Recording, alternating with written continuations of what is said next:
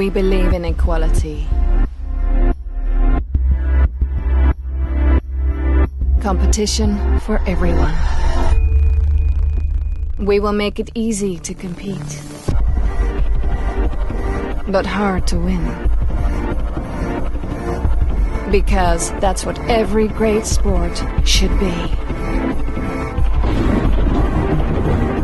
We want to level the playing field.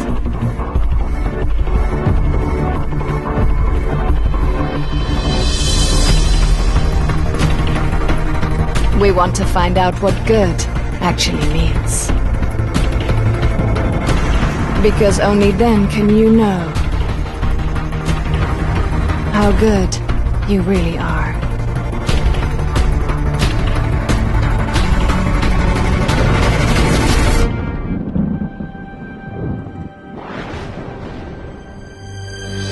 We believe in gaming. We believe in gamers. Join us.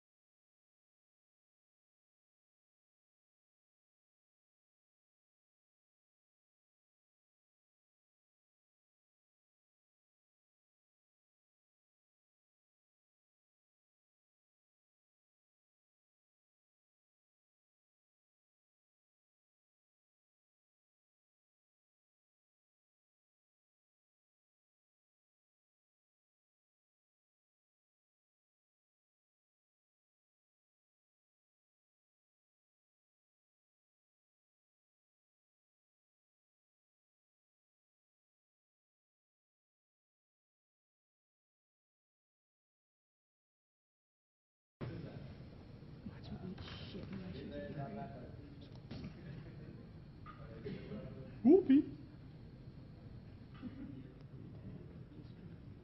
Okay, welcome back to the Valencia eSports Congress, powered by Twitch. Thank you, production team. We've all had a bit of food at lunchtime. Everyone's settled down wherever you are in the world. Thank you for joining us. and tuning into what is proving to be a monumental day, hopefully in eSports history. We've already had two fantastic panels, and we are now moving on to our third. The third one will be game developers and eSports, and the question is, how and why have games makers changed their games to support eSport, and why is eSport important to them now? It gives me enormous pleasure to welcome 5 panel members from the development industry and of course from eSports as well. First on stage, a lady, for the female gamers out there, the Senior Community Manager at Meteor Entertainment. Apparently she loves games, Sour Patch Kids and really good beer. It gives me enormous pleasure to welcome Kristin Reilly.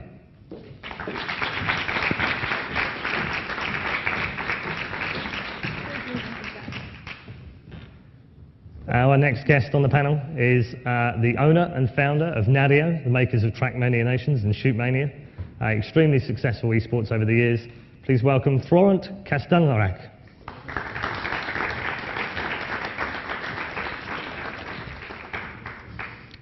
We also have the esports manager for Europe for Wargaming.net. Wargaming is a strategy game developer, and they've been around since 1998, so they know a thing about that. Please welcome Simon Bennett.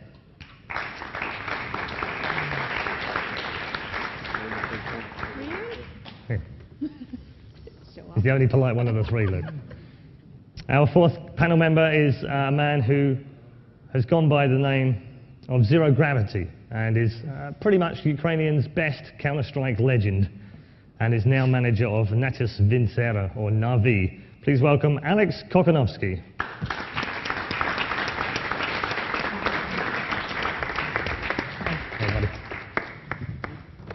And our final guest, and I can't even believe I'm about to say this, I might just be a bit nerdy right now, so you'll have to excuse that. The dizzying heights of this man's brilliance over the years in RTS games, going back to my very early childhood, well, not quite, on the Westwood Studios games, is currently the lead designer on StarCraft 2 for Blizzard. Please welcome Dustin Browder.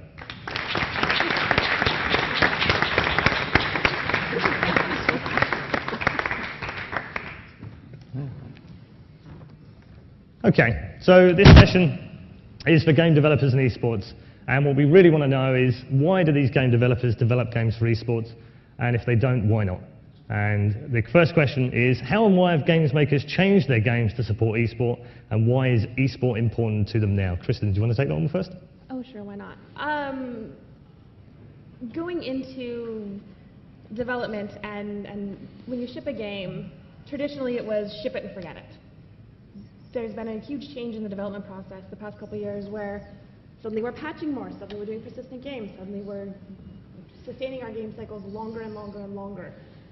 When you launch a game, you immediately hit the majority of your audience. You don't have things in place at launch to sustain esports and to sustain those users. You basically burn that entire market segment. And being able to capture those guys early, get those influencers in early, and have them, evangelizing your game is probably the best way you could ever promote your game. Okay. Florent, you've had 2 major games with Shootmania and with Trackmania in the past. You've always built your games for esports. Why? I think we built our game for esport probably for 2 reasons. One is that we do multiplayer games, so kind of the highest quality that you can bring into your game is that you can do esport with it as a multiplayer discipline. It would be like the same for a sport. And the other one, which is really important for the company, is the values that goes with the spirit that goes with esport. Sport, I would say, more global base, is that it's important into our society to have people from around the globe to meet and to compete, and it's this spirit that really push us to dream about the meeting of competitors from around the globe in a really a positive way. I mean, I think kids, they can enjoy being together by playing, otherwise they will not share. And it's the same as a global, on our planet. So it's being together thanks to eSport, and thanks to the fact that it is on network. I think it can really even be faster and faster and faster. So it's really positive for our society, eSport, I believe. Okay. Simon Bennett, Wargaming.net. You guys, you make World of Tanks, and I'm told you're going to be making World of Warplanes soon. And, yeah, very soon. Yeah, World of Warships apparently as well. Is that indeed, yeah. Okay.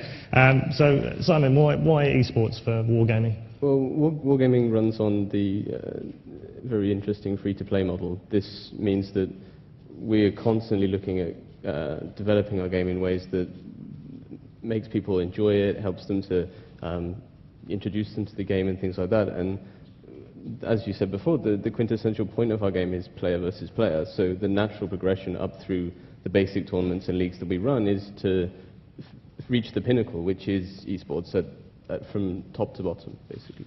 Okay, I'm going to skip over Alex and I'll come back to you in a moment, Alex, because the only non-developer on the panel. Dustin, why esports for Blizzard? They've had a long history with esports as well. I think there's a couple of big factors for us. Obviously, our fans showed us what esports could look like for real-time strategy games with Brood War, and what we saw was absolutely an amazing experience that was just something the world had, or we had never seen in that way, right? Obviously, there'd been Quake, there'd been many other esports at that time, but it was such an amazing experience for us watching that game in that space. And so when it came to StarCraft II, it became very obvious, this is not something we can leave behind. This is not something we want to leave behind. This is something that's, absolutely an amazing entertainment experience, and it's kind of our job, is to try to entertain people, and here it is.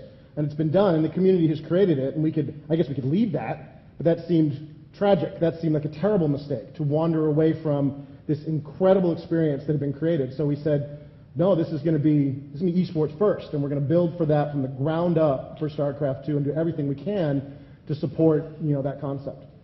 Okay, and Alex, from a player's point of view, from a team's point of view, how important is it that the developers support esports from the very beginning? My opinion that developers, they connect in both ways. They can harm an esports in one way, but yeah, right now they're really doing like the great job for esports. And I think esports is a global phenomenon. It's a huge audience and it's easily reachable, for the game developers. And I think in 5 years, maybe even less, all games that will appear, they will be, of course, the free-to-play and esports oriented. That's okay, well, I'm glad that you've brought that up. That was almost like a perfect segment for me, because free-to-play was one of the things that we've had bandied around a lot. I'm going to come with Dustin first. There's a very good question, actually. It's from Carmack. I won't take credit for this one, but he says, why not make StarCraft II free-to-play? And multiplayer surely is the smaller element of the game. Most people play it for the single player. They'll pay the money to buy the game in the first place. Why not just make the multiplayer part of it free-to-play? And that is a question for all of you, really, for all of your games. It's definitely an option for us at some point down the road to make that decision. I think we'd want to make it when we knew we weren't going to do any damage to our ecosystem. I can imagine scenarios where, I go to play a game on Battle.net and I think I'm having a good time with you, and then it turns out you have only half the units because that's what you bought. And while that might be a little bit fun for me to beat you down when you don't have access to some of the toys that you should have. That might give me a chance of beating you. Yeah, I don't know if that would really be that much fun, right? We could certainly do that. We could obviously offer, the races, individually for a fee, the whole race at once, and that might be the way for us to go down the road. I don't think there's any reason why we wouldn't, except we'll make sure we do it properly, we don't make any mistakes, and that we, are supporting the fans the way we're supposed to. Okay. Kristin, you've got Hawken comes out on the 12th of December this year. 12/12/12. That's very appropriate. Have you studied free-to-play? Have you looked at it? Have you figured out a way maybe that could work as a business model? We are launching as free-to-play. We're actually very excited to go into that. We have been exceptionally conscious and aware of the pay-to-win models and the pay-to-play models, and we are going to pains to make sure that our game will not be pay-to-win. But free-to-play lowers the barrier to entry. You can just jump right in, get it going, and the options there are just limitless. Okay. And Florent, you've had pretty much free-to-play since the beginning. I know you've charged for the games, but Trackmania was a free giveaway for Electronic Sports World Cup, I believe? Yeah. We made a game named Nations Electronic Sports World Cup I decided that in 2005 while I was in China, and for me what obvious,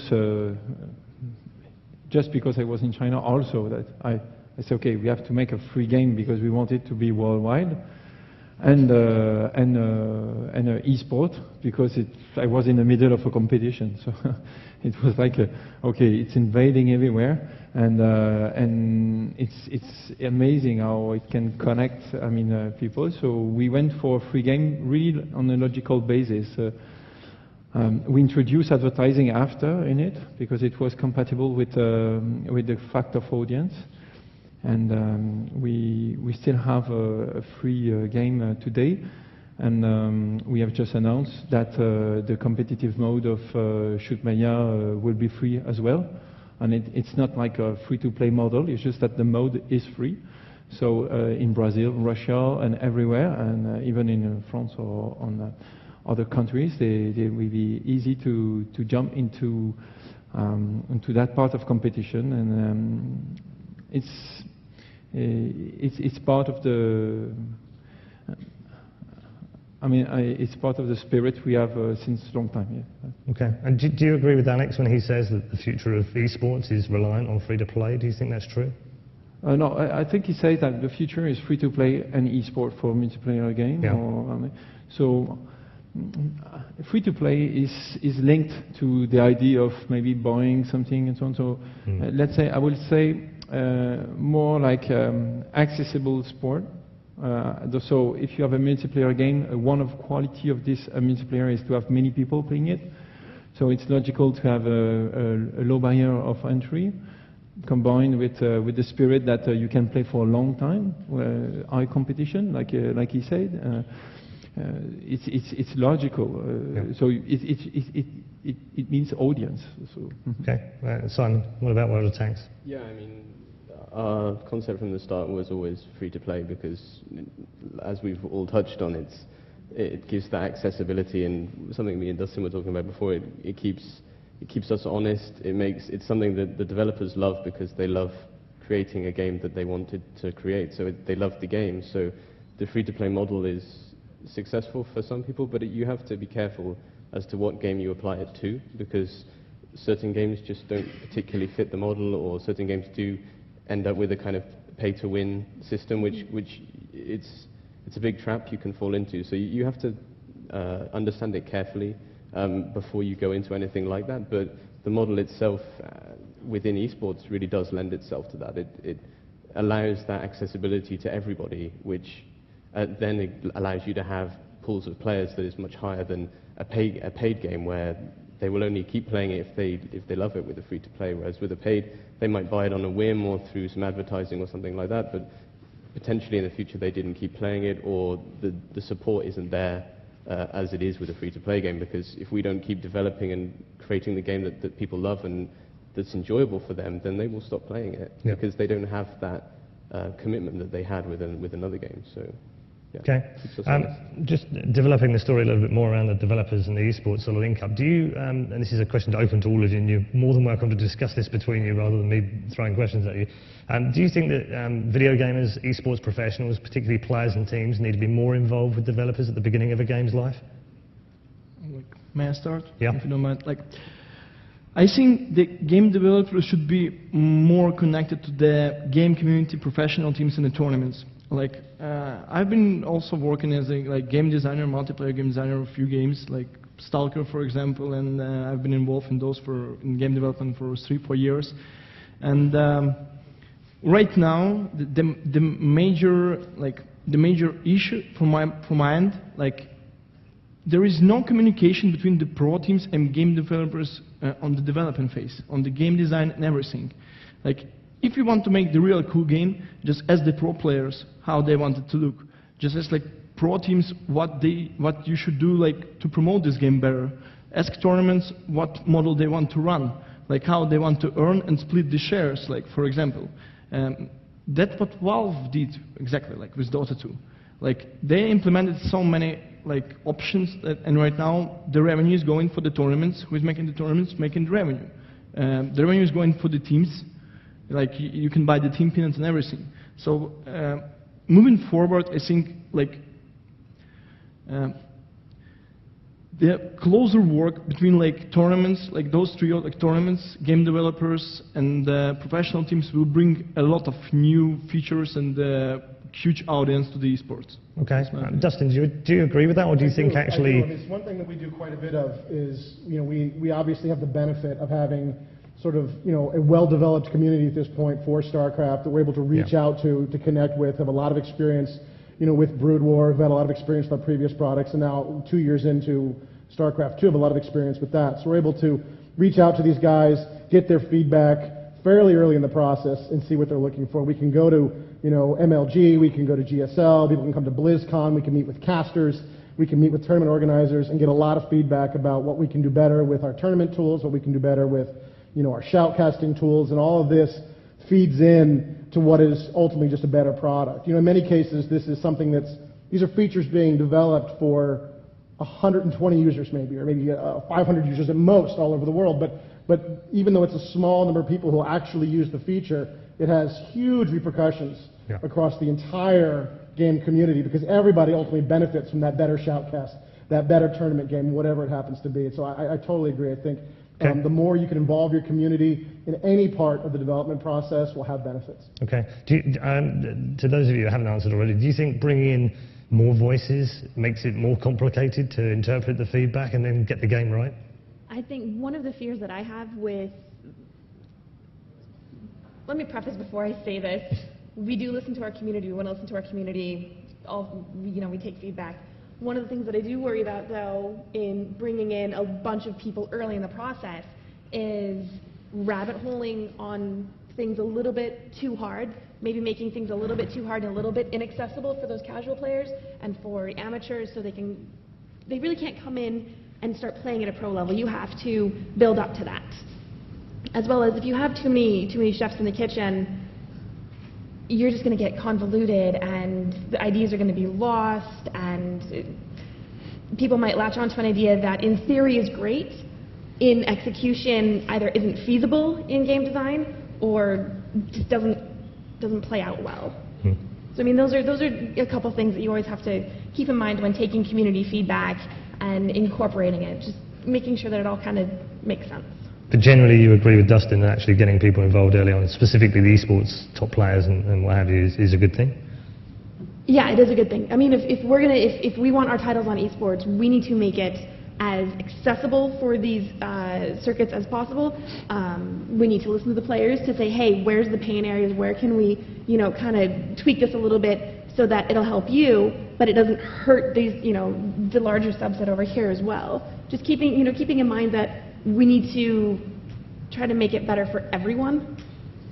Yeah, I mean, from the development point of view, it's a category that has to be taken into account, and everybody, a lot of companies do, but as you said, it can't skew away from the fact that the majority will not take part in this. So it has to be, the producers of the game have to be very careful when they do these kind of focus testing in groups like this, that they take it as part of everything. They take a bit of every section. Esports is a part of developing the game, not the entirety of developing a game. And even with a PvP game like World of Tanks, and World of Warplanes when it comes out, and World of Battleships when it comes out, is that it's part of the testing period. It's part of how we decide how the game is going to play, and we look at how people experience it at that level, but then we also look at how people experience it at all the other levels as well. So it's important to make that definition, as you said, that it's a part of our testing period, it's not the entirety of the testing period. Okay. Florent, you, with Shoot Mania in particular, you've employed esports teams very early on to test the game and play the game? It will be like a really it's wider than that, much wider. Okay. It's like you say, about tournament organizers and team manager, shoutcasters as well, talking with them, having training, seeing what can be brought also. The experience that you described me yesterday about casting a game that is not made for was funny, and the work you've done in the past with Massive to make great shortcasting game can really is profitable, so really positive. But there's something that they say we know, the community sometimes they say we know what we need, whatever, because we are professional tournament organizers, professional players, and professional shoutcasters. Yeah, and maybe there is also a breed of game developers that is professional eSport game developer. So we also have things to say to them, and what can be really profitable for the community of eSport is also to be able, because the discussion will be much easier sometimes. We go on to watch tournaments. I do that since at least 7 years, and we ask questions. We try to learn. We invite people to test, to have feedbacks, to read the community. But when it's time to listen to us on what can be important maybe for the eSport on the other side, I think we have great things to share. Also to enable pro, that is on the other side, pro tournaments, to maybe go also a step forward. But we have made our major innovation for eSport, of course, by feeling, by being there, by having people talking about the issue they have in taking into account sponsors, and of course it's really important, but I think we can go even a step further if we start to have a two-direction discussion. Mm-hmm. Okay. It's interesting that nearly all of you have touched on the shoutcaster stuff as well. I mean, obviously being a shoutcaster and commentator on the games is quite close to my heart, but how important is that side and that aspect of it in terms of providing the right tools? We've seen a number of developers let me go back 7 years. I did a commentary where there was no scoreboard, no timer, no colour of teams, and no player names. Yeah, that was quite hard to do. We've come a long way since then. You've all mentioned the shoutcasters, so I'm presuming that it's important to you, but how important to you at the beginning? Are you getting shoutcasters in? Are you getting their feedback? Are you providing extra tools? How important is that in the overall process and the success of your game? For us, extremely important. Like, I don't know if I can overstate it. Like, we don't really have an esport without someone to explain it to the fans as to what they're seeing, what's going on, to move the camera for them, whatever it may be in your game. I think it's absolutely vital. When we were doing it in Wings of Liberty, before we had anything we could show, we would do it ourselves, and we were awful. Right. But we could see immediately what was hard.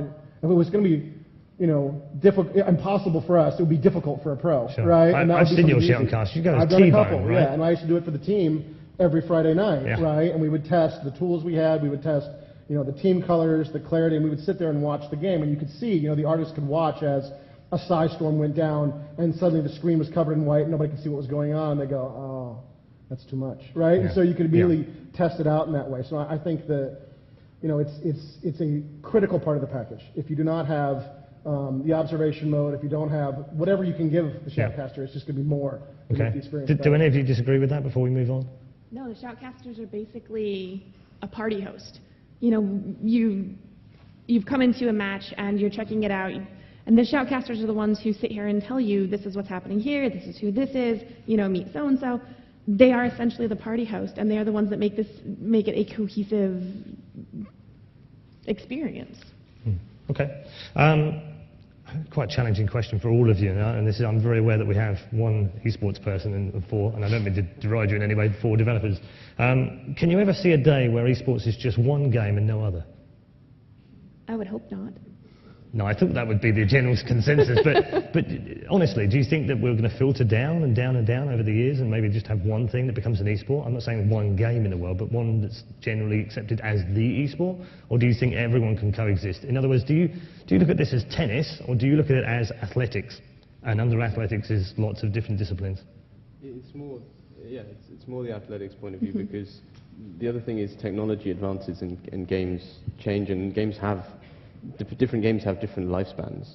And so the difference between esports, and we were discussing about the panel earlier, is when you discuss it as a sport, it is not like football, because football has been around for hundreds of years, and it's the same game as it was back then, or essentially the same game. Within esports, it's more about the genres. It's more about, there's the FPS games, there's the RTS games. It's more like those genres will probably stay very similar across the years. But the games within those genres will probably change, and that is, from a production point of view, that potentially some producers or some game designers will make an esport that they didn't really mean to be an esport. I mean, World of Tanks is probably a good example. We didn't really know that it was going to be that popular at the start, so we are now kind of catching up with the esports Okay. point of view of it.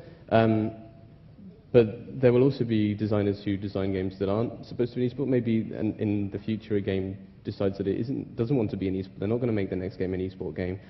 They need to be able to drop out of esports for a period of time, and then the next game they make it is going to be esports, and come back in again, and the esport itself, the scene is still intact and still working well. So it's very reliant on the teams and how they set themselves up and the marketing and things like that, and we kind of work out where we slot in as time goes on and as we move in and out of the market. Yeah. And what about you, Alex? I mean, I know that you would probably want Counter-Strike to be the only sport that existed, but... Yeah. No, like, to be honest, like, right now, esports games is like waves. You know, Counter-Strike 1.6 is dying, and it's really sad. Like, why it's really sad? Because, like, for example, Blizzard developed the StarCraft Brood War, but second StarCraft is better. It was Dota, but Dota 2 is better than Dota 1. But there is no game that could, like, change for 1.6 right now, really. Like, it was #1 title for how many years? 7, 8, maybe? Maybe 10. The highest salaries of the players, highest tournaments, rankings, everything. And right now it's just dying because no support. I think it's time of kind of MOBA games right now. This, like, in next, like, few years, that's for sure. But I think it will never ever happen that esports will have only one title, like, or one specific title. Might be if we will go like farther, 10 years, farther, 15, esports might be mixed up with real sports. So I think everyone watched Throne, the movie, when the people were moving, but it's like virtual reality and with your physical, intellectual skills. So I think it might look likely in terms of even different arenas. Okay, it's like he's read my notes or something. He's stolen my notes, because there is a question about virtual reality coming up as well. Dustin, StarCraft, he's just said, Alex has just said, it's an evolution of what it is, but how did Brood War stay so popular amongst esports for so long? Well, that was, you know, it was a lot of the same values that go into good game design benefit us greatly in esports, focusing on balance, focusing on control. All of these things come together to make hopefully a great video game, and in the case of Brood War, it really, I think, allowed that game to survive for many, many, many years, and still is surviving today as a very successful, you know, esport. And I hope it continues, you know, for many, many more years to come. But it's all about that quality game experience that gives the community the tools, should they choose to embrace it, to take it as long as they want to take it. Do you think it's coincidence that both Counter-Strike 1.6 and StarCraft came out roughly the same time, both lasted more than a dozen, well, almost 10 years, at least 10 years between them? And they stayed very strong all the way through. Is that coincidence, or what was it about those two games in particular? I think both those games were, I mean, I didn't work on Brood War, but I think it was a very well-made game. I think Counter-Strike was the same. I think these games were built by competitive players for competitive play, with a great deal of focus on some very key design elements that made them possible to exist in this space, and they embraced a lot of the community values that made them strong. And I think that really helped those games go on for many, do you think many we'll years. ever see the likes of them again? Do you think we'll see StarCraft 2 lasting for another 10 years? I certainly hope so. I mean, there's no way for me to know about StarCraft 2, but I certainly do think that as game developers get more savvy, more aware, more knowledgeable about how to reach out to the community, more knowledgeable about how to make these very tough design decisions that go into making an esport, I think you'll see absolutely games that can go on for maybe even longer than we've seen up until now. Maybe, you know, maybe the next Counter-Strike won't have this moment where you feel like it's fallen off, right? Because a lot of these values are being learned by developers, and we're seeing the value in doing this kind of thing, of creating a game that, you know, is, I mean, when we do games like StarCraft, you know, we're capable of making a game with way flashier graphics. That's not a problem. We can do that. The knowledge of how to make it not as flashy and just right for an esports experience is very counterintuitive to most development. And that's something I think a lot of developers are finally learning, that it's more about the gameplay, it's more about the clarity, it's more about how watchable the experience is than just making something that looks good on the back of a box or looks something that's awesome in a screenshot. And these values they're getting out there to the developers. They're starting to understand what this can do. Some people knew it already. You know, the Counter-Strike developers and others knew this already, but now we're starting to get that message out there. I think it's incredibly valuable, and that's what's going to lead, I think, to better and better esports going forward. May I add one thing? Like, I think it's about the Brood War 1.6. They have been on scene for like 10 years, as you said, and I think those games, why they are so awesome? Because they are absolutely balanced. There is no update, no patches, no everything. They're extremely balanced, you know? Okay. I had an agreement with Dustin that we wouldn't mention the B word today. Sorry. Are you okay with that? It's okay. I didn't want you to pass out or anything, just in case we mentioned the B word.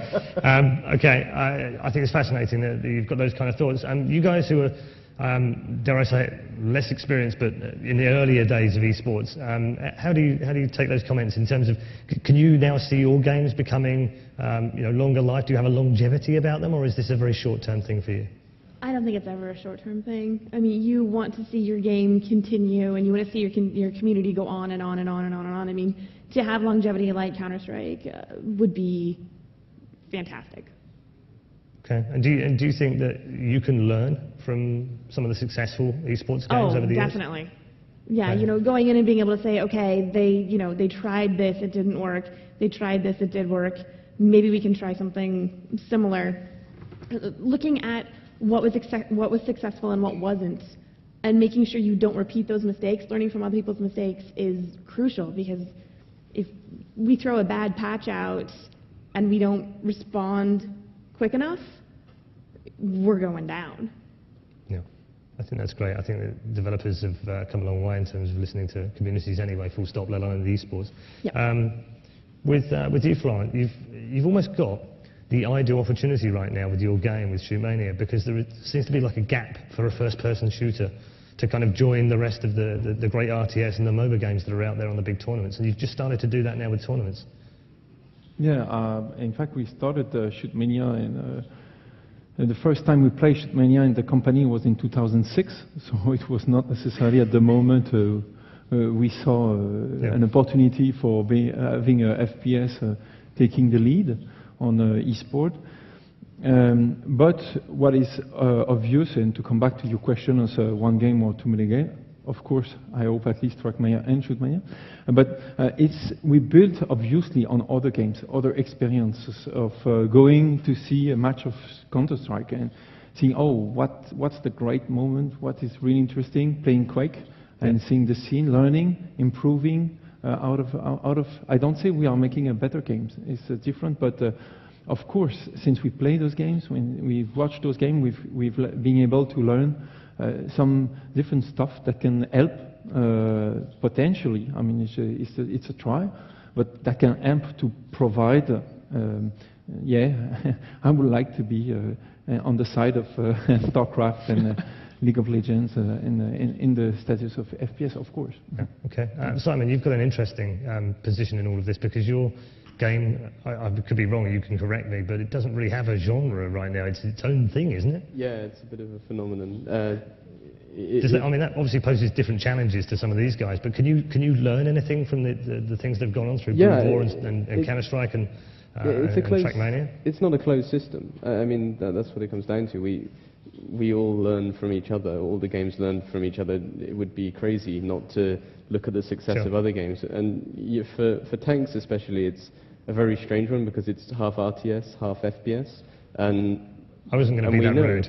Pardon? I wasn't going to be that rude. I wasn't quite sure whether it did stretch those two things or not. But I kind of like that. I mean, that actually gives us some opportunities that nobody else has had, which is a few other games have similar things. It would be unfair to say, but yeah, the popularity of the game was a big takeoff for us, and now it's a case of us finding a way to be able to display that to people in the best way we can, and that's where the struggle lies, because it's like, what do we take from FPS that we like, and what do we take from RTS that we like? So I'm assuming that the final product will be somewhere in between the two, but actually that's our niche in the market. So okay, we're going to change direction slightly to the subject of frag video movies and the frag video community itself. I'm sure you've seen videos being made from the games. Do you guys have any plans to support those communities? And if so, what are they? And what tools can you give out to the frag video community that make your games look so fantastic? Does anyone want to take that one? Oh. Yeah? We are making like video tools. First, in 2003 for Trackmania, and thousands and thousands of nice skilled video. And the most It's very interesting, these questions, because it's in eSport. If you want to make the video, you want to show at one time something that was really special, like a memory, and this is a way to work. I mean, it's providing tools, okay, it's really efficient, but also thinking on how the video can be really cool, because you can see something live. And so at the moment we are working deeply on that. We are working deeply on this extreme moment at one time where people will jump out of the chair, or emotions will flow through them, or the champions will convert it into a Zerg or whatever, I don't know, but to make something exceptional.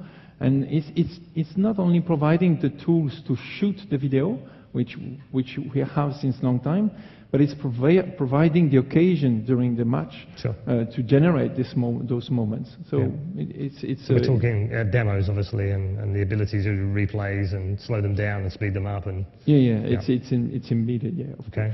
In terms of Håkan, we're still in the development phase. We actually have some really, really awesome grand plans that I can't really talk about yet. Okay. Well, we'll move on. Well, I'm not going to put you on the spot. It's more than awesome then. Yeah, it's under NDA already. There's no one listening, Kristin. No one. You can tell us. Dustin, what are your thoughts on the frag movie? So you say for fan communities? Yeah, so I mean, it's different for an RTS, I guess, because with Quake and Counter-Strike for years, there have been these fantastic frag movies made by usually independent people. It sort of sprouted out of the machinima community, and then they started making frag movies, including commentary and the sounds from the game, and just incredible. And it's made stars of many of the players. But I guess that's a bit more difficult for RTS. I mean, it's not quite the same. But there are some movies out there. I mean, there aren't totally. And our fans do some amazing things, you know, with the tools we give them. We're always trying to give them, you know, better and better tools with our editor, and always trying to do everything we can to put more power ultimately into the players' hands. You know, for eSport, something like our map editor that allows fans to make maps, to make tournaments, make tournament-ready maps is something that's been hugely beneficial for us, and it's a system we're always improving. We're going to release our art tools, I think, pretty soon, that will put those into the hands of the users, always improving those tools to get them to a place where they can really have some impact on the gameplay experience. I mean, a lot of our ladder maps right now on our ladder come from either major tournaments or directly from the fans, and this has been a huge benefit to us. I mean, you talked about how, you know, Brood War didn't have a lot of patches and was remained very, very balanced for many, many years, but let's be real about who was balancing that game. The fans were balancing that game with map design, and since map design has such a huge influence on the gameplay experience, they were able to keep tuning that experience for many, many years according to their specific needs for tournament play, which was absolutely fantastic. So, so what you're saying is that critical.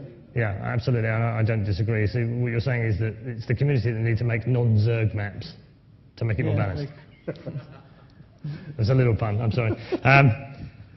Alex, in terms of you know, eSports, and you know how important frag movies are. You've appeared in hundreds of them, I think, over the years. So would you like to see the developers give more support to the frag movie I think community? yes, like the tools from game developers, they're very important, because you are getting, like, you are putting up maybe the efforts, the money, everything, time to develop them, but then you are just double it at least, because like when fans, he's just found out that what he's doing, he will build the movies, maps, everything, as you said, like he will take care of balance. That's how Dota has been born. It was community maps, that's all. Like, and it many years of community development. Yeah, and right now Dota-like games, they are owned in the world. That's why the community, the tools for community, they're important, and they still, like, I think every game developer should think about it, like when they're making like the project schedule, they should think about like the time and the efforts to put like some community tools. Okay. Have there been many movies? You'll have to forgive my ignorancy of World of Tanks, but have there been many kind of movies made? Yeah, we have a similar struggle as to StarCraft. The game is more about the whole than the individual points, because it's very strategic, and the strategy is where you see the skill is really in how the team works together and how they play together. For tanks, we kind of like to mess about with our community. We enjoy setting them challenges, and we've had some really phenomenal video footage that they've sent in. There's a full replay system in Tanks. You can record your entire game, watch it back, slow motion, rewind, whatever you want to do with it. But yeah, we're slowly building on that. For Planes, on the other hand, the gameplay is incredible. It's so fast, it's so action-packed, and there's much more of a focus on that need to have frag movies, because you will play one single battle and some stuff has happened behind you or around you that you've just never seen. And you've never seen before and you won't see it, but the frag movies will allow people to show maneuvers to others. And we have an incredible group of alpha and beta testers at the moment who really focus heavily on practicing. They run tournaments and competitions where they just see who can do the best turn and burn in their plane and things like that. And I think that frag movies will be really, really good for us to be educational to other players, is to learn to be better at the game. For Tanks, it's more about the whole battle. We have a lot of educational YouTube stuff that are done by the community, where they will drive the tank in one of their battles and they'll explain what they did and why they did it, and the angle that they've angled their tank, what ammo they're using, why they've picked this set of weapon layout and things like that. So yeah, for Tanks it's more about education, about how to play the game, and for Planes it's going to be a lot more crazy frag movies, because it's more FPS style. Okay. But I think the general consensus were that we definitely need tools for frag movie makers. That's good. If you're not a developer currently represented here, you've heard it here first, if you didn't already know.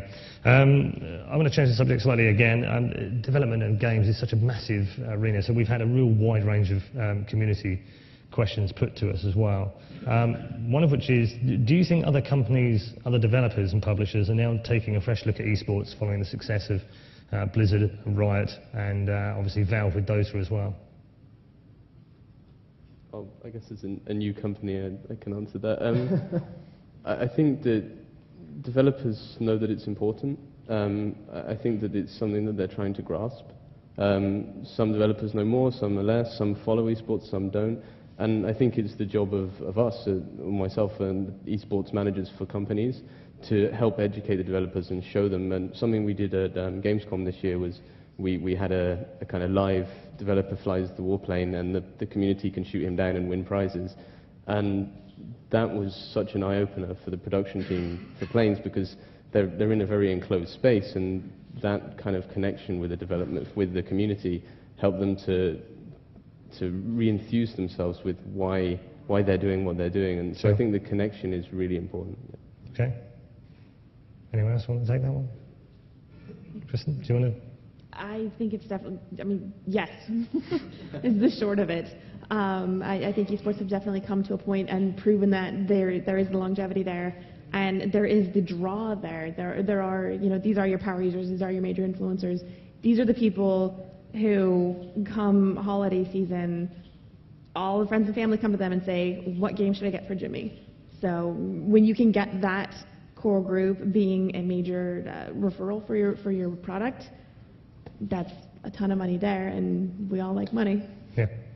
I mean, I obviously I don't know for sure, not working with these other developers, what their plans are, but I think there's some indicators. If you look at a company like Valve, obviously, that's not something they've been into before. They're suddenly into it. I've met developers who work on Planet Side at MLG events, right? I know there's other developers out there who have to be taking notice of all the amazing things that these communities are doing around these games and getting really excited about it. And I know there's lots of developers out there who are fans, right? Okay. Who maybe they're not working on one yet, but they're going to want to at some point down the road, because they've seen what it is. They're at MLG, they're at a GSL event, they're at an NASL event, whatever, and they're geeked up about it. And that means it's going to happen. Maybe not today, maybe not tomorrow, but that guy at some point, if he's a real big fan of esports, is going to be excited to make one of his own. And he's going to make every attempt to do so. And he may not succeed, but his buddy may. And so I think over time, just the fact that it's infusing itself into gamer culture means it's infusing itself into developer culture. And that means that it's inevitable that more and more studios are going to make attempts at esport games. Okay. I think the other side of this is that I think I'd be right in saying that in the past, people built video games because, well, because they were passionate and they loved making video games, but they would then sign up by publishers to make money. And that was the bottom line, make money. And therefore, they built the game first, and then if it became an esport afterwards, then okay, so be it. It was kind of like coincidental, really, that it became an esport. That seems to have changed completely right now, and it seems that developers and publishers are really looking at esport in terms of it's no longer the poor man of the crowd, if you like, of the community, because in the past it was. It was the people on the forums complaining that the game wasn't balanced, or that they wanted an extra weapon or something to be changed, and the developer would be like, I don't hear that because we're working on the next one to make more money. So do you think that change has also helped other developers come and look at esports very differently and maybe look at it from a, yeah, they can still make money from it, but it's actually the competitive side of the game that is actually going to drive the sales? Does that make sense? I mean, that was a long question. Maybe the question is why a developer will develop a game continue to develop a game for competitive if the game is already sold. For me, the answer is easy. You just make your game for esport as potentially in part of the ecosystem. It was a question raised by Alex or other people. It's just, yeah, we have to feed the ecosystem and to be fed by the ecosystem as well. But okay, so that's really interesting. Way. Does that mean that all of you are in agreement in that if you build a game for esports, then it will be great for other people anyway? Is that the mentality that you have now? It's theoretically possible, I guess, to make a mistake there and make something too hardcore, too difficult. Right. But if you sort of work with, one of our mantras at Blizzard is easy to learn but difficult to master. That feeds immediately into esport because I can explain it to somebody very quickly, easy to learn, and the pro up on stage maybe still hasn't mastered it quite yet, so there's a chance to make a mistake, which is exciting to watch. I think if you hold that value, the easy to learn, difficult to master, it should work for all, and that's sort of one of our big goals. And so I think there is a value to that means a good game and a good esport can be fundamentally linked. Okay, cool. Alex, in your opinion, what makes a great esport? No, I think like the further it goes, the harder it will be to be, the Tier 1 esports title. That's what I'm saying. The games right now, they're almost like a lot of games, they're free to play, a lot of like shooters, mobile, everything. Chinese market is full of like shitty games, really. A lot of them, like thousands of them, they're all mobile, but only like maybe 0.01% is getting on the highest grade, and it's like pyramid. It will get like more and more games that will want to like make a competition and everything, but 99% from them will be absolutely mess. That's what I'm saying. And those game developers who is like community oriented, pro gaming oriented, tournaments oriented, they will have like unique knowledge, in-depth knowledge of the scene. Their games will be absolutely on the like another one level. Like you can bring like the Chinese game to the American market. It's impossible. Like it will be absolutely ridiculous. But you can easily bring American game to Chinese market. That's what I'm saying. Okay. Like the quality of the games year by year, it will not be growing. It's my opinion overall. But yes, big games, the best one, they will be like better. They will like upgrade and stuff. But still, like I think it will be harder and harder to be like true, like Tier 1 esports title for the new publishers and game developers.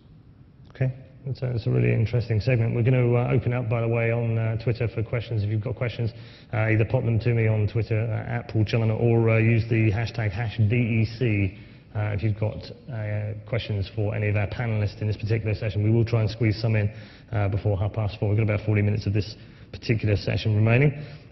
One of the other questions that we've sort of answered, actually, I think all of you have sort of answered a little bit of it, but I want to try and get a straight answer from each of you, specifically for you, not about your game necessarily, but what makes a great esport? What is it that makes a great esport, Alex? I mean, you've got the most experience. What makes what, once again? What makes a great esport game? Oh, the great esport? Yeah. What does it have to have? What needs to make the great esports game? Yeah. I think first of all, it's passion for the esports and for the competition overall. Great team, that's for sure, with like very experienced, like developers. Like not all of them, but at least like the major. And I think also, once again, like connections with everything esports related. Okay. Do you think it needs the best teams to be playing that game for it to be a great esport? Not really. Like teams is also like teams like trademarks. If like top teams pick up your squad, it means like that your game is very popular and like everyone is interesting. But still, like if there were no tournaments, for us it wouldn't make any sense to play. Yes, I think we might have a sound problem. Just use the hand mic if you. Yeah, turn that one off and use that one. That's probably going to be a little bit easier. Okay. Oh, it's better. So yes, it's like tournaments. I think it's still for now. It's for the game developers. It's #1.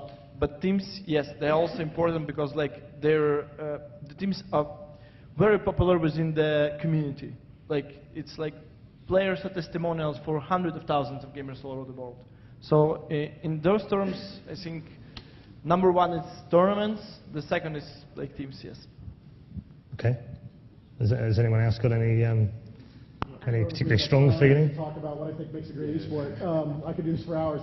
But I think, you know, if you want to talk about, I mean, there's some basic stuff you have to do. You have to have some observation modes. You've got to have, hopefully, some replay systems. There's some basic elements that allow the ecosystem for your esport to grow and thrive. Once you've come over those basic hurdles, and you're talking about what makes the gameplay of an esport game different from the gameplay of a non-esport game, I think you're talking about all the variables that go into sort of the watchability of the experience. I think the easy to learn, difficult to master is incredibly important. I think you know, having an experience where there's a lot of clarity into what's going on, where you're very careful with your art, you're very specific in how you do it. I think the balance is incredibly crucial to any esport, even if it's the same race on the same race, or if it's always guys with guns, it doesn't matter. There needs to be a balance to that experience that's absolutely tight and a very positive experience for players. And I think there's a fundamental fun for the audience to have inside information on what's happening in the game that the players don't have. Some uncertainty. You know, in a game like, you know, baseball or in football, there's questions. Will he make it in time? Is he fast enough? Is he strong enough to do that, right? All the characters on the screen, they're going to move at a specific speed, but it could be a question of accuracy. It could be a question of knowledge. It could be a question of mouse speed. It depends on the game, but there's all kinds of possibility for human greatness and for human failure. And those things together are vital to making the game just an absolutely awesome esport. If it's too easy, if it's too simple, it's not going to happen. You've got to have that element of, this guy really is the best in the world, and I can see that when I look at it on a screen. Okay, Simon, you're nodding your head. Yeah, I mean, I think you hit on it there. Of course, there needs to be the usual things that make a great game. Just like all esports are great games, most of the games that are the big esports are also very high-quality games. I mean, two of the things that link StarCraft and Counter-Strike is that at the time they were probably two of the best quality games out there at the time. And I think there is that, and obviously there's the standard of what makes a good game. But when it comes to esports, it's about being able to see the skilled players over the good players. You know, being able to understand, albeit be from an observer mode or from a caster. I mean, the caster is incredibly essential, especially in a team game. Like League of Legends and like World of Tanks and things like that. With StarCraft, it's quite clear. You can see the skilled players because it's 1 versus 1. But when it's a team, you rely more on the caster to explain what's happening in all the different points because you can't see the overview in quite the same way. And then, moving on from that, it's about how the game interacts with the community and how the company continues to develop the game in balance and all of those things. So, yeah, I mean... You said the B word again. Yeah. And the other thing that I love about esports is, for me, it's the tension. Like, I think games that create tension are always better esports because you have that build-up of tension which seeps into the crowd. The crowd feels the tension and you can feel the build-up. And then when something happens, I mean, League of Legends and StarCraft are a good example because they have a huge build-up time and then there's a huge battle. So the tension is released and the crowd feels that and all of the tension and the whole crowd is released and that really creates an atmosphere that people are addicted to, they come into and they love. It's a really interesting point actually because Florent, with your game with the elite mode, that's what you've got, isn't it? It's that tension of that one guy, can he overcome 3 other guys getting to the control point? That's what you've pretty much been. Have you gone, are you all working in the same room or something? Yeah, it's unsustainable. It's so much pressure that really quickly players, they start to say the most difficult is to keep the concentration and at the key moment to be more afraid to lose their efficiency more than doing what they know. So it's really the situation, putting them into extreme situation so we can see extremely good players to succeed in that moment. So it's an uncertainty that is said because of those situations. And being able to come back and the story created by great characters. It's like a movie, you know, great characters, intrigues, you don't know the end of the movie and so on, and the end, watchability, and then people watch it, and when you play, because making a great esport game, what is good, it teaches us, is it's really good for any players, because it means that all those values start right from the first day, because you start to be in it, and when you play a game that is made like StarCraft or eSport, you feel it right from some games. I mean, you start, hey, why am I under such pressure? Why I feel I can do something now, and why I'm spectator from my home match and get really involved into the outcome of it. And so it's really like making this little, and everybody enjoying getting emotionally into it. Mm-hmm. Okay, and Kristin, I think there's a common theme all through this, and I'm glad it's come out. Single-player games have always been about the story, but actually esports is about the story as well. It is about the story, but I also think it's about the community and accessibility.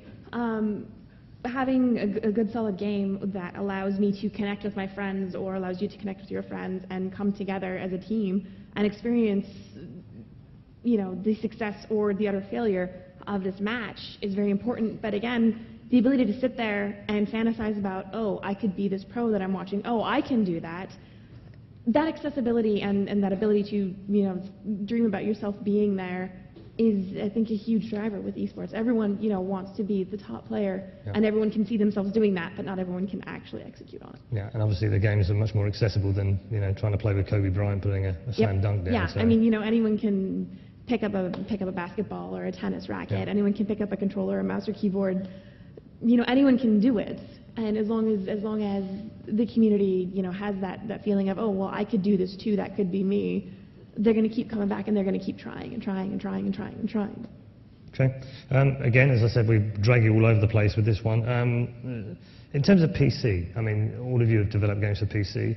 Console has obviously had moments in time where it's been very popular via tournaments as well, particularly in the United States.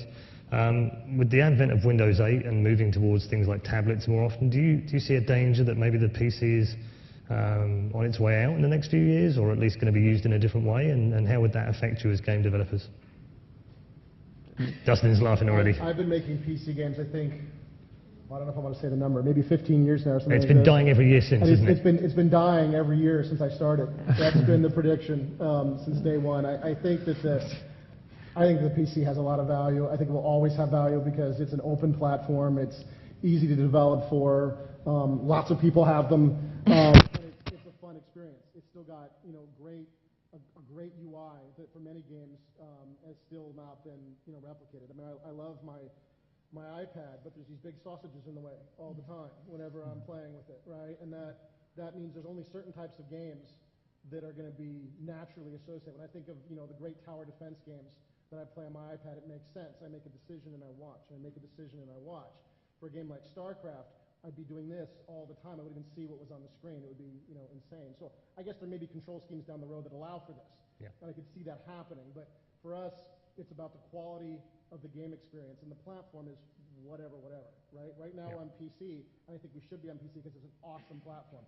If at some point, for reasons I couldn't imagine, you know, it's something not an awesome platform, something that's a disaster, then I could, or something that's way better, then I could see us making that move. But yeah, the reason I can't help but laugh is, you know, PC has been dying forever, and yet here we are, all making PC games.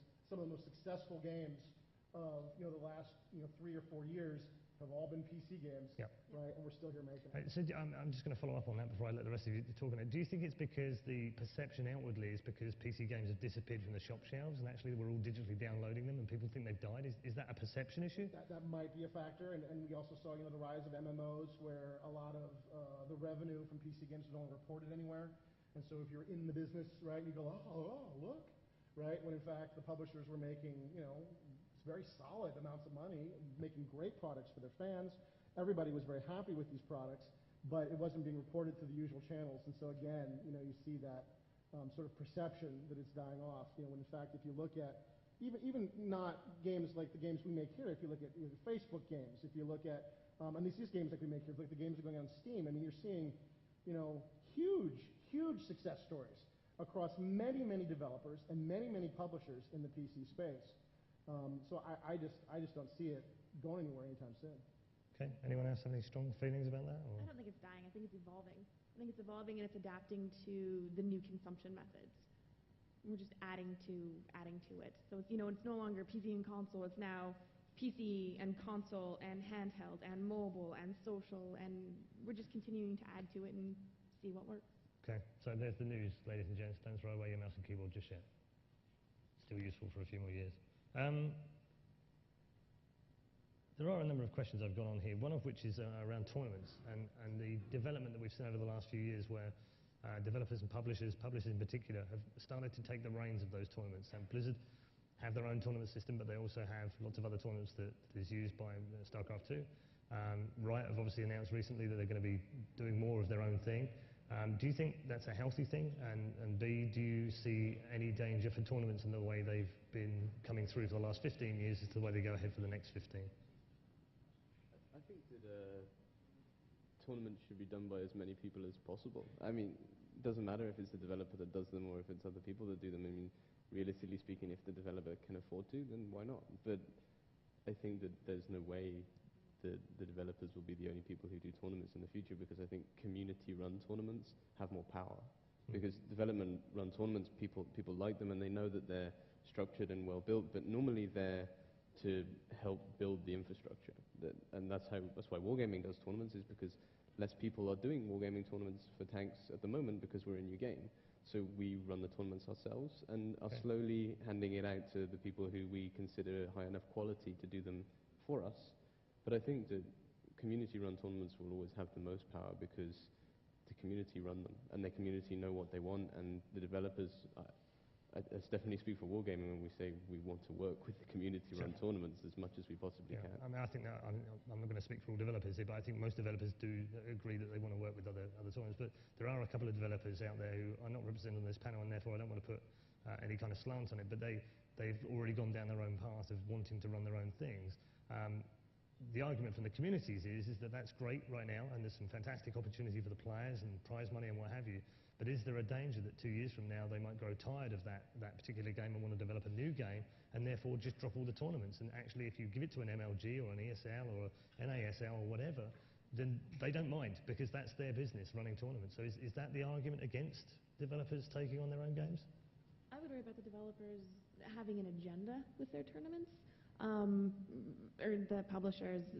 Publishers are very rigid in, we only want to show the best parts of our game, and we only, therefore that might lead to a very narrow rule set, a very narrow map set, and it might not be what the community wants. Maybe the community, maybe the game has a capture the flag mode and a team deathmatch mode, and team deathmatch on the snow level translates, so much better than capture the flag on the desert level. But everyone likes capture the flag better, and everyone wants to play capture the flag, but the publisher doesn't want to show that. I like having some healthy competition, and it's not going to hurt. It would never hurt to have the community tournaments going and the publisher tournaments going, and measuring and seeing which one is getting more entries, which one's getting more views. Okay. I think for us this year at Blizzard, we saw an opportunity to do some tournaments that would sort of span the globe. That makes them dream, think, improve, discuss, have friends, meet, grow, and so on. So it's kind of a powerful culture that is moving forward. Now, about having a publisher saying, oh, okay, I'm professional. It's like a tournament organizer will say, I will do my game, and it will be better than StarCraft, so then it's the same thing. For us, it doesn't mean that they can't try to help, to push, to structure a little, because maybe there's a lack into all of this. And maybe the action of Blizzard this year was kind of a structure, a little. So some people can have one story, and it has to be combined. But the role of the publisher is, at this point, is sometimes more in developers. For example, we made the elite mode, and you have some stuff. It's like test, or it's like you say a publisher can start a tournament, start something, and it's a laboratory. Sometimes we made the Cyber Athlete Summit, and so we can learn. I mean, with accent, and I think not just trying or being part or being close, or it's positive. It's in addition. Is it trying to control or to manipulate, or it's those people are ally, and we have the same goal, is to have eSport as wide as possible. So we have to treat them and to discuss with them as really high-level, skilled ally people, and us to do the same with us. Okay. The developers especially, we are the entry level. You know, like the people begin learning about esports quite often through playing the game, the non-esport part of the game. So if as developers we can help them begin their esports journey, and then we can pass them on to the huge groups like the ESL, like MLG, that really take that and nurture it into something massive that it is, then we're doing our part for building esports. But I would say, in general, at the base level, and we introduce people into esports by getting them into the low-level tournaments, into basic stuff, and then we pass it on to the pros who really know what they're doing at a level that we can't imagine. You know, when we listen to them in return. So, I mean, a good example at Wargaming is that recently we work very closely with the ESL in Europe, and since doing our own tournaments, we've practically doubled the number of teams playing in the ESL, because they can come through our tournaments and feel that kind of safety net. Well, we're just playing the tournament that this company makes. It's just a bit of fun, and then they're like, okay, well, we're actually doing pretty well in these tournaments. Let's try the big leagues, you know. And I think it's building that structure. As you said, it's like a pyramid. It's very much coming from the grassroots up to the pro levels. Okay. We're getting on to the community questions now. We've got about 20 minutes to go, so if you have got questions and you're out there on Twitter, #VEC is the hashtag to use. Is there a place for casual games in eSport, and can they ever attract the crowds and viewers of modern eSports? Who'd like to take that one? I think we're talking Angry Birds and what have you here, but... Dustin's already like, wow. How do I answer that one? I haven't seen it yet, right? I haven't seen the game that I think would function in that way. Yeah. I suppose it's possible. I know there are rock, paper, scissors tournaments out there in real life, right? So I suppose there might be somebody who's interested in Angry Birds tournament and that wants to make that work, and it might even be very popular. It doesn't make sense to me as sort of a crazy core gamer, but I guess it's totally possible. Okay. But yeah, I haven't seen the game yet that I think would function in that way. Okay. You know, like, does anyone have any strong opinions? How it will sound like? I have the Angry Birds Pro team. You know, like I'm a professional Angry Birds player. You know, like I don't know. It might be possible still. Yeah, that it depends on just the power of will of someone who wants to run such tournament or competition. I mean, there are crazier sports, to be fair, right? Yeah. There's curling.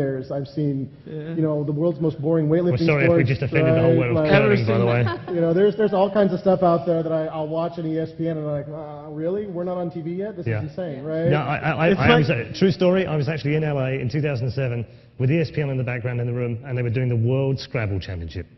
Seriously, right? I kid you not. It's not fair. So I guess it's possible that Angry Birds or something of that equivalent. I mean, these are quality casual games, so it's possible that there are people passionate enough about it to make this work. I've seen people do professional paper airplane, right, as a sport. How can you throw it 300 yards or whatever? So anything is certainly possible, but it obviously doesn't quite speak to, I think, our values of what e-sport could be.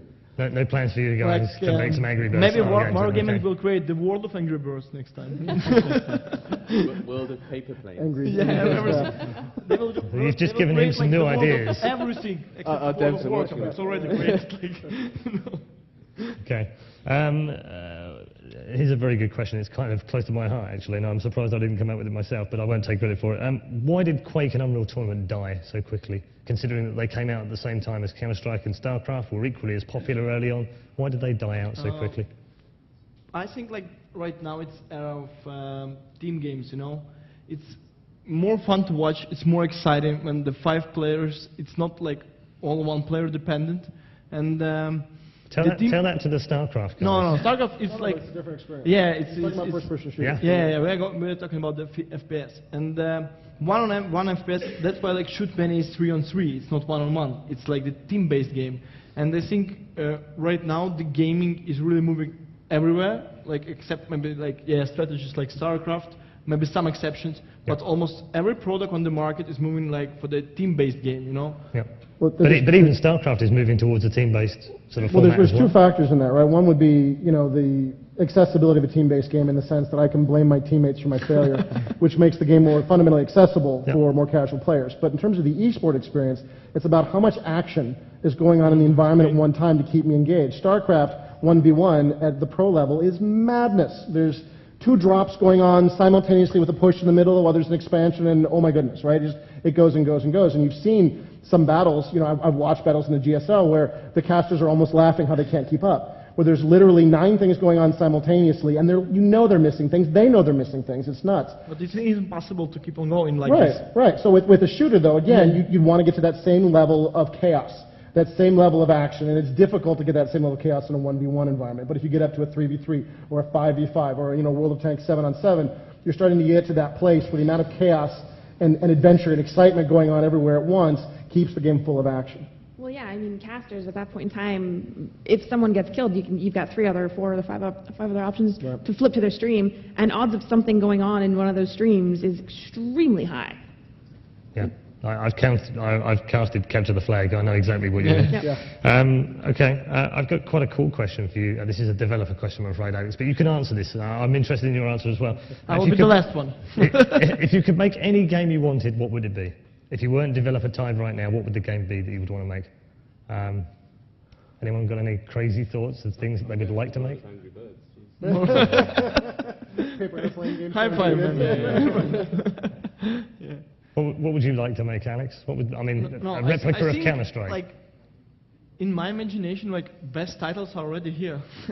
We are playing them, we are competing. That's why they're best, because they're everywhere, and everyone is watching them, playing them, telling about them. So I think like it should go step by step. We don't need to imagine what we will create or what should like next generation games will look like.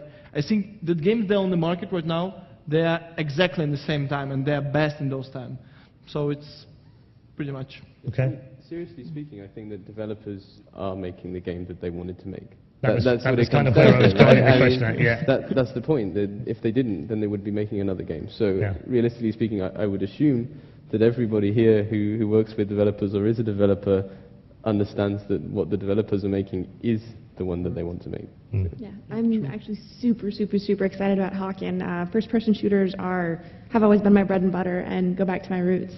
And we've made a slick first-person shooter that's also a really awesome mech game, which hasn't happened for a long time. And it's fast. It is so fast. And you've got Capture the Flag, right? Stop asking me questions. You're going to try and get some information out of them before they go live. Dustin, you've worked on a lot of games over the years. I have. But is there something you've always wanted to do that you never quite had the opportunity?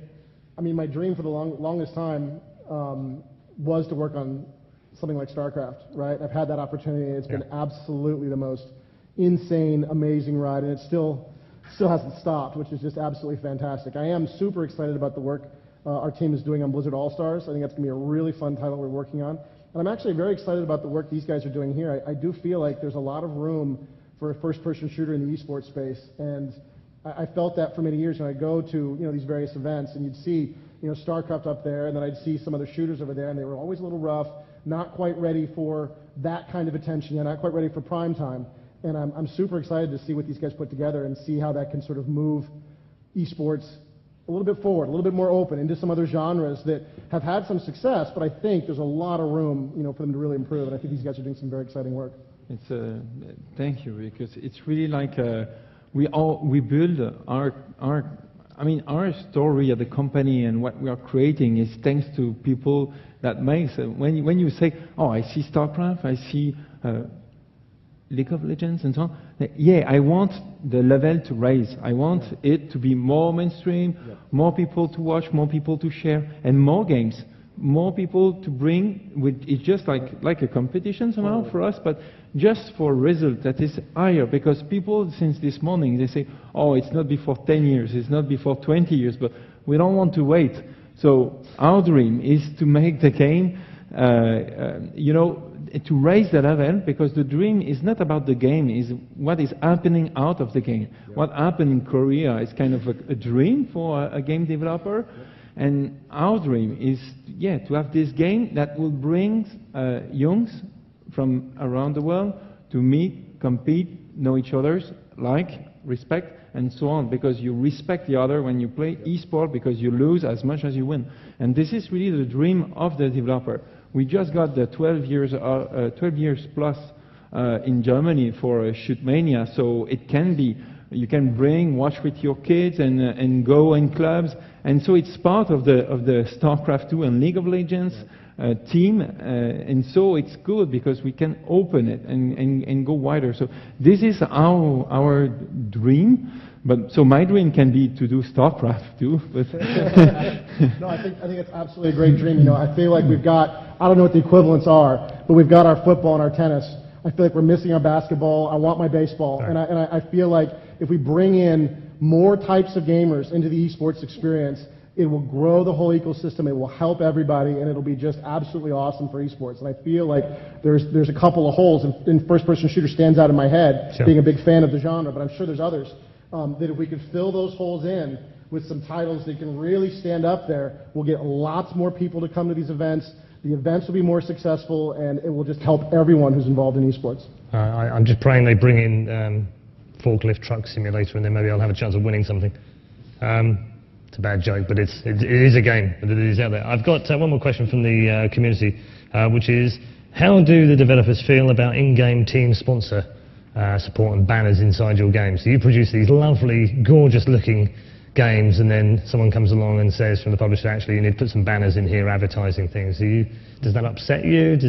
Are you worried? I mean, I'll take it, because we really designed the game for the sponsors to be able to be in the game. When you design a game for that, I mean like raising the level, because we know sponsors can bring support to teams, and so embedding this spirit. Well, in the company, not so many people understand me when I say we are trying to make a FPS game for the FPS players. It's like trying to make inside of it, and because it's a part of the, it's like football. Okay, do you mind having sponsors into football?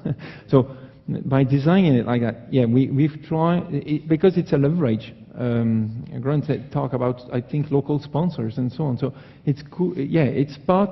I think it's something that we successfully brought. It's going to be visible in the weeks, months to come. Okay. All the thing that enables the I mean, that makes perfectly good sense, because you're right. It's kind of like a virtual arena for you. But with Blizzard, if you were to go, I mean, I'll give you an argument's sake kind of question. If to go free to play, you had to have adverts in the game. How do you feel? I would actually be a little bit enthusiastic about having advertisements in the way that you're describing them, in the arena sense, in the multiplayer maps. We've had some tournament organizers put their logos on the maps. I think it's cool. I think it makes it a lot more fun to see those there. If Tychus Finley, before going on a mission, would say, hey, Jimmy, I'm going to have this fine Coca-Cola before we kill them Zerg. Okay, that's crossed the line for me, right? Now you've gone to a place where you're invading your story with something that feels cheesy and awful, right? But the minute you're in a multiplayer space, we're watching an arena, we're watching two players duke it out, I think at that point, it's kind of fun. And I would love to see if we can integrate it in a nice way. We've got billboards in StarCraft 2 that are part of the environment. Right now they've got, joke ads from the StarCraft universe. But those could easily be anything, that an advertiser or that a tournament runner or that a team organizer wanted to put there. And I think that would be valuable for eSport, and therefore valuable for StarCraft. Okay. From a player's perspective, we've had adverts in maps before in Counter-Strike. Do you even see them? It was like, really, it was just the banner on the maps, but it wasn't like nothing special. But right now, with Dota 2, you can easily advertise your sponsors, and there are so many views in terms of broadcasting and in-game clients. So teams can easily include those in the sponsorship package. Like I think, and they can, first of all, it's brand promotion. Is there team or sponsors? The second stuff, you can promote like everything, like for example, in Dota, it could be like the workshop, for example. Then you can promote your own, like, own project, everything. So if your team is doing great and you have like a huge audience that is watching you, like in-game or via broadcasting, yes, I think those things are extremely valuable. If you can change something, make some, like, teams can get extra revenue from those. Whatever it will be monetized or it will be just like PR, whatever. But in any case, I think those little things will help teams to go on the like another one level. They will like gain step by step, but the revenue will get higher and higher. That's why I think it's a very good option for the teams, and it should be in every sports game. And you don't think it will have any concerns for players when they're playing the game? They won't be distracted in any way, it won't be off-putting? No, I think... Yeah. Okay. I think it depends on the game. I mean, realistically speaking, for World of Tanks, World War II, World War I game, it's unlikely we're going to have advertising within the game itself. We can make bumper stickers. But it is a point of view of that it's not such a worry, because with streaming and casting tools, such as programs like XSplit and things like that, they can put that on top if they need to. So even with games that don't necessarily allow for as big a scope, obviously our marketing teams work incredibly hard on making sure that we can support teams wherever possible. But realistically speaking, if we can't within our game, you can anyway, using casting tools that are just phenomenal nowadays. So, I mean, I don't think it's a concern of game developers as such. I mean, I'm sure that when they find something that will be fun and fits in with their game, as long as it doesn't hinder the gameplay, I'm sure that they will look into it. But realistically speaking, they don't have to, because you can easily, I mean, the GSL is a really good example. Like, when you watch a GSL game, all of the advertising is on the screen, it's not in the game, but it might as well be, because it's sitting in the top corner or whatever, so you see it anyway. So with overlays and systems like that, there's less need to have to do that. So it still depends, yes, that's true, but more like as Sam said like a few hours ago, that we are putting all our efforts, all our money for the like team development. We are cheering for them and trying to do the best. So like any extra options will be okay. Yeah, it's not a necessity, but I believe it's a plus. So when you can do a little plus, it helps more the team. You say maybe not to include sponsor, but just to include the team logo, branding. Whatever. So it's really positive. It helps, and it can be on top. And if it can be a little better, but of course it's not a necessity. Yeah. I think as long as it doesn't remove from the gameplay itself, then I'm sure that everybody has had the idea, or at least looked into the idea of doing it. So. Okay, I've got one final question for you, just as we come to the end of this session. Sum up to the crowd and the people watching what esports means to you in one word, Kristin. Community. Flora? Our goal is spectator. 1 word. Spectators. Okay. It's competition, too easy. I mean, it's also 3 words. No, competition. Competition. Oh, it's my life. All right, I'll let you off on that one. Dustin? I guess adrenaline. Okay, ladies and gentlemen, our third panel, please. Big round of applause.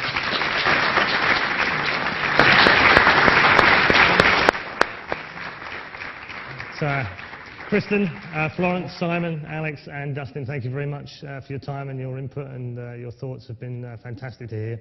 The next session will be due up in 30 minutes from now. We'll be at local time 5 o'clock Central European time. We'll have eSports and media. Why are eSports the next big thing? We've got Twitch, SVT, Swedish Television, CBSI owned, and Heaven Media involved in that one. Please do join us for that one in around about 30 minutes time. For now, we're going to take a very quick break. Thank you very much.